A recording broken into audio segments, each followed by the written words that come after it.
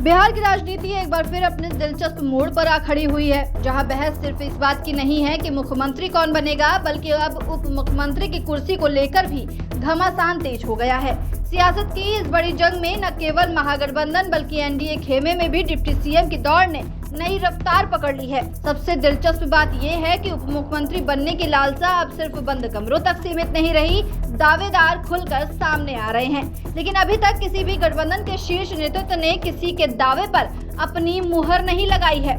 NDA खेमे से बात करें तो एलजेपी के नेता और केंद्रीय मंत्री चिराग पासवान ने एक अलग ही रुख अपनाया हुआ है। चिराग ने साफ किया कि मुख्यमंत्री की कुर्सी के लिए नीतीश कुमार की दावेदारी पर कोई सवाल नहीं है और उन्होंने ये भी जोड़ा कि डिप्टी सीएम बनने का लालच उन्हें नहीं है, पर साथ ही ये भी कह दिया कि अगर परिस्थिति बनी तो उनकी पार्टी का कोई अनुभवी और जमीनी नेता इस पद को सुशोभित कर सकता है।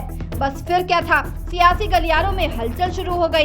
कौन है वो चेहरा जिस पर चिराग का इशारा है? क्या चिराग खुद को तेजस्वी यादव या सम्राट चौधरी जैसी भूमिका से दूर रखकर परोक्ष रूप से मुख्यमंत्री पद की ओर इशारा कर रहे हैं?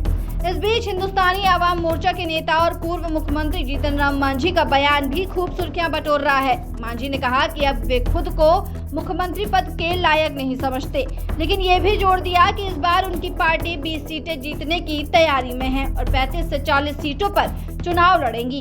उनके इस बयान के बाद सियासी विश्लेषकों को यह संदेश मिला कि मांझी उप मुख्यमंत्री पद पर अपनी नजरें टिकाए हुए हैं, बस समय का इंतजार कर रहे हैं। दूसरी तरफ वीआईपी पार्टी के प्रमुख मुकेश सहनी ने तो और भी ज्यादा साफ गोई से अपनी मंशा जाहिर की है।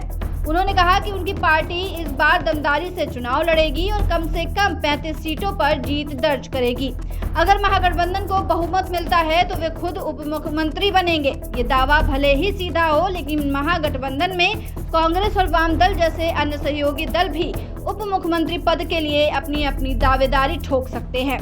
हालांकि महागठबंधन में मुख्यमंत्री के नाम पर तेजस्वी यादव को लेकर कोई मतभेद नहीं है। सभी दलों की सहमति तेजस्वी के नाम पर बनी हुई है, लेकिन डिप्टी सीएम की कुर्सी के लिए जो सियासी शतरंज बिछी है वो बिहार की राजनीति को और अधिक दिलचस्प बना रही है। अब देखना ये है कि 2025 के विधानसभा चुनाव के बाद ये दावेदार कौन सी भूमिका में सामने आते हैं। कोई वास्तविक डिप्टी सीएम बनता है या फिर सिर्फ ये एक सियासी तमाशा बनकर रह जाता है। बिहार में सत्ता की कुर्सी तक पहुंचने का रास्ता अब केवल सीएम नहीं, डिप्टी सीएम की सीढ़ियों से भी होकर गुजरता दिखाई दे रहा है। ऐसे तमाम अपडेट्स के लिए बने रहिए दस्तक न्यूज़ 24 के साथ।